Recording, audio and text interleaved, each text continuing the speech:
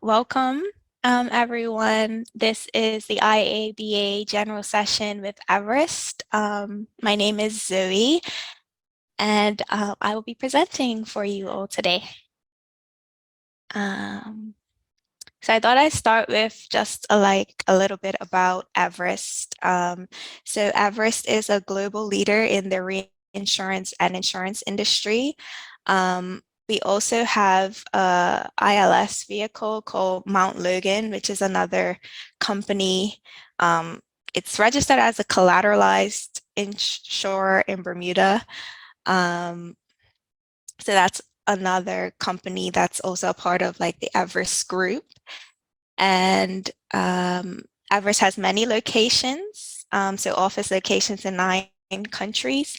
I'm located in Bermuda, and I work on the reinsurance side. And there are a diverse range of disciplines and backgrounds that you can work in the company. There's underwriting, claims, actuarial, enterprise risk management, and finance. And I'll be just focusing on actuarial today. So next one. So about me, my name is Zoe. I'm an actuarial analyst here in Bermuda, in the Bermuda office on the reinsurance side. I started working at Everest full-time in 2019 after I finished university. I went to university in Bristol in the United Kingdom and studied economics and management. I worked at Everest in 2018 as an intern, and I really liked it here. I was working mainly with the actuarial team. Um, and yeah, in my final year, about I think 3 or 4 months before I graduated, I was keeping in contact with Everest and then was offered a full-time position. So I accepted, and that's how I am here today. So been with the company for about 3.5 years full-time. And this is a picture of our office as well in Bermuda. And we're on the 4th floor. We're not the entire office. um, so yeah. Um, Sorry, get back. Still about me. So I'm currently studying the IFOA, the Institute Faculty of Actuary exams, which is the professional actuarial designation based in the UK. Um, and so I'll go a bit into being an actuary at Everest. So the actuarial department, we actually fall under Everest Global Services. So it encompasses not only pricing actuaries, but reserving actuaries. There's CAT modeling also falls under this group, and ERM, which is enterprise risk management. I myself am on the pricing side. So in Bermuda, we fall under the North America Everest division. So I work with the North America pricing team, and I price mostly the property and specialty accounts here in Bermuda. So I work closely with the underwriters here in Bermuda during our pricing renewal seasons. Um, I'm also, I haven't done many casualty accounts, but I'm also starting to, because we do casualty as well here in Bermuda, so I'm starting to price some of those accounts. Um, it's part of like my development goals this year to price more casualty. That way I'm able to, do both. Also, another one of my responsibilities here in Bermuda is reporting. So I work with heads of the departments here and provide reports for and graphs for different presentations, like such as quarterly board meetings and strategy meetings that may come up. So I'm usually the go-to person for that, um, which is like kind of a non-traditional actuarial role, but I've got a lot of great exposure here in Bermuda. I've learned a lot about the book, having this as a part of my role. Um, so yeah, I like that Everest is like that we're considered global services.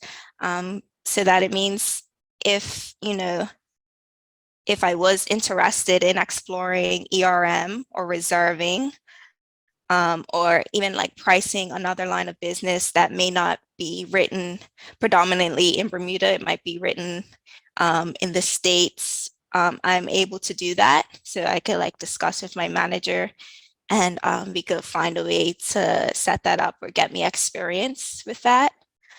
Another great thing that about being like a global company, we have the opportunity to, like relocate to another office, like an international division. So, as I said before, we have offices in Zurich, in London.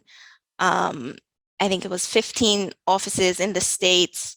So, if there is a position that was open in another office that I was interested in, they do advertise positions internally and externally so that I'm able to view, if you're interested, you can apply and potentially, move and relocate, which is really nice. That is like one of my, career goals and or dreams in the future is to like relocate to another country, learn a new language. Like I think that would be really cool.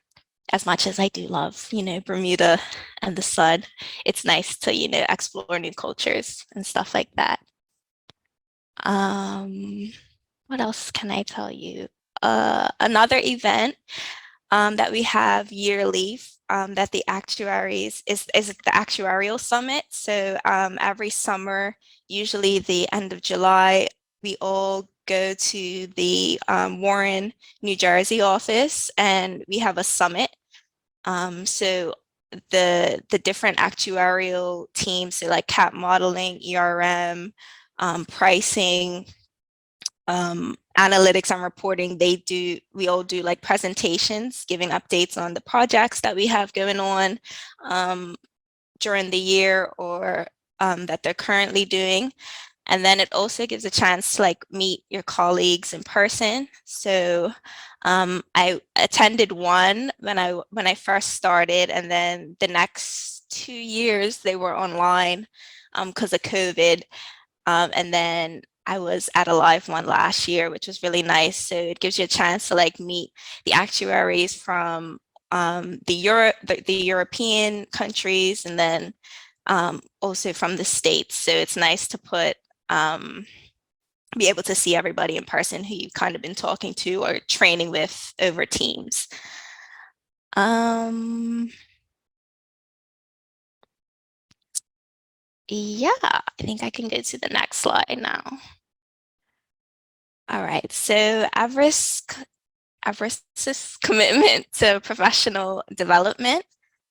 So this is like a general slide that I got for how you can grow professionally with Everest. But for me specifically, I can speak to the actuarial program. So on the actuarial program, I receive study time which is different for each exam. So I'm able to study in office, and then also I'm reimbursed for exam fees and exam materials and also like membership fees. So I had to sign up to be a student member of the IFOA, and that comes or has to renew every October. So I'm really grateful that the company pays for that membership for me.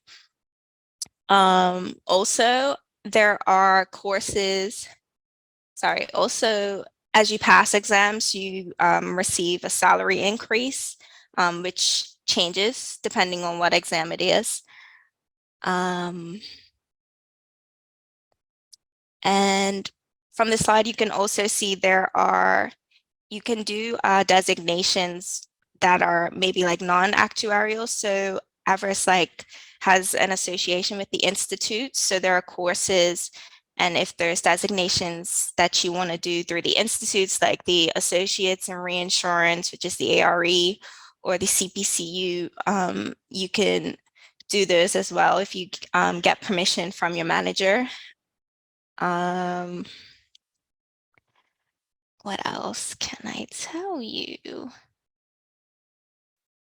Um, so then we also have the mentorship program, which goes on every year. I think it I did it last year. It goes on for about 5 months, and so you're paired up with a mentor, and senior employees are paired up with mentees, and you can be paired up with someone who is within your department, or even someone who's um, outside of your department. So, for instance, I was paired up with a senior claims manager, and so it gives you a chance to network with senior colleagues and get their career advice. And it also allows them to kind of learn about what you do, and they provide advice and give you like someone to give you feedback if you have like a decision that you want to make regarding your career. There's someone that you can talk to and check in with, and then they hold you accountable. So it's a really good program if you want to get to know um, the colleagues, and it works worldwide. So I was paired up with my person was based in New Jersey. Um, so we're able to pair up with people from all over the company. Next slide. So the power of culture. So on this slide, I have some of Everest's cultural tenets, and the main one I'm going to focus on or highlight today is the diversity, equity, and inclusion. So over the past few years, I have really seen an improvement in the initiatives taken by the company to advance DEI. We have a DEI council, and what their mission is to help foster an environment that attracts, retains, and develops the best talent, values the diversity of people, their life experiences and perspectives, and serves as a conduit to senior management to promote measurable company-wide engagement on equity and cultural inclusivity. So we've started they started employee resource groups. So we have a Black ERG, a Latino ERG, a Pan-Asian ERG, LGBTQ plus ERG. We have a women's networking group, and then a newly one ERG that was formed a few years, of not a few years, a few months ago was the Rising Professionals ERG. So there's a range of ERGs, and they all host different events and panels open to everybody. Um, and then sometimes they bring in external guests, and they have like internal employees that are on the panels as well. And it basically gives you a way to, develop your like cultural knowledge and just hear people's experiences around the company, and about more about their lives, really. So it fosters a nice collaboration and inclusivity amongst, the Everest employees worldwide. Each office also has what we call regional representatives for DEI. So we're responsible for fostering, sorry, my lights just went out, a diverse and inclusive culture within our local offices that we work in. So over the past year, I was a DEI rep for here in Bermuda. And so we was able, I was able to like get to know not only my Everest reinsurance colleagues who I work with on my side of the office, but also the Mount Logan colleagues and the Everest insurance team that's also here in Bermuda. So we held an international lunch. Um, and so that was a lunch we had foods from all over the world in order to represent the different nationalities that we have within the office. So that was really fun to do. A lot of people didn't know like where certain people were from, or like what foods were specific to what country. So it was great to get to know everyone and their backgrounds. And then last year, we also had a codfish breakfast, which is a breakfast that's kind of traditional to Bermuda.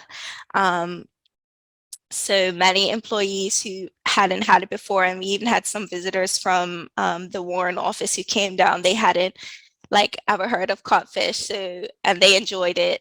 So it's a great way to also show our local culture here in Bermuda, and recognize the history of it as well.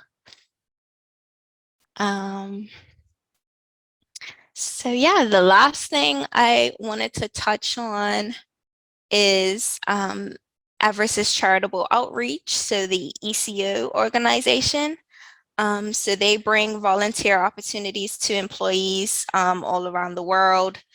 And an example of this was in January for Martin Luther King Day. They encouraged a day of service during January for all the regional offices. Um, and so they partnered with the Black ERG and sponsored a food drive. So here in Bermuda, we had boxes set up and everyone had to bring in non-perishable goods.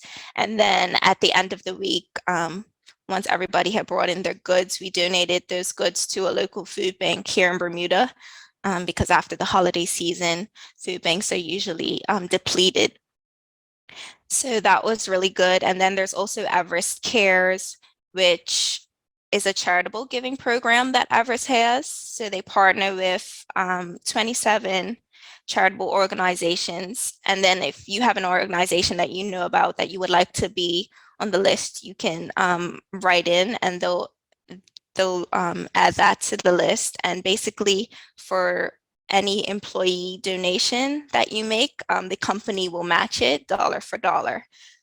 So that's another great thing that the company does socially. And also here in Bermuda, we participate in a lot of, we have our own local charities. So it's one called PALS that we're really close with, um, which is a charity that focuses on providing care for cancer patients here in Bermuda. And then we also did we did a breast cancer awareness walk last year, October, which was really nice. And then this year, also upcoming, we have what's called a Relay for Life. They do an event where you basically do a walk and it's like a 24-hour event. You have a tent set up and people do different legs of the walk. And it's they raise money for cancer prevention and cancer patients. So yeah, that's a bit about the like social side. And I'd like to open it up for questions if anyone has any, and say thank you for joining.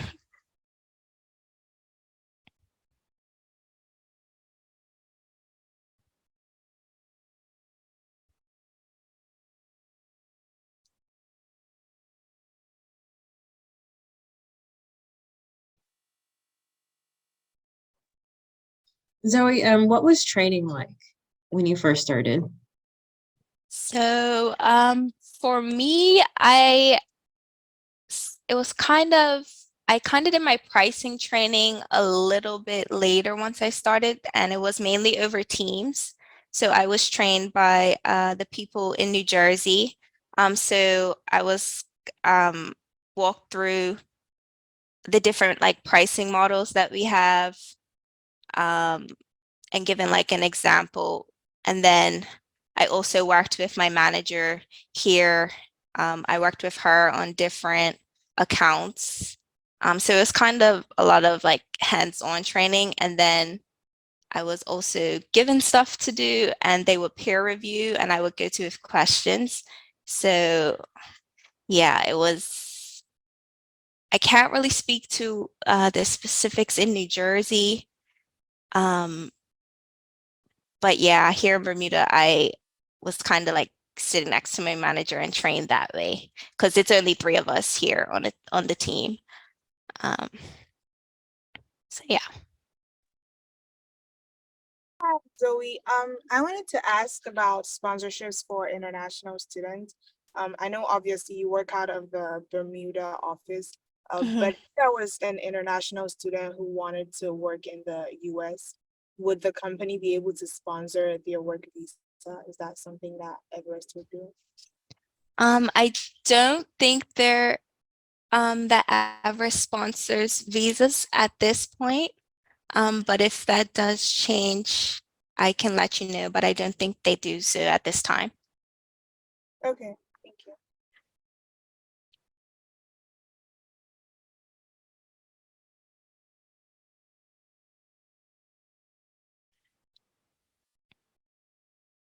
Oh, also I can add to the training question. We also have there's like lunch and learns. So during COVID, those were all over Teams as well. But when I go to the summit, I also was trained. When I went to the summit in my first year, I also was trained in the models up there, like during the break periods of the summit. And then weekly, we have like weekly coding sessions that one of the actuaries on what's called our solution teams, he works through like different coding problems and programs. So that was like another form of training that we have. Well, thank you. Thank Thank you, you. Zoe. You're welcome. It was nice meeting you guys. You Bye. too.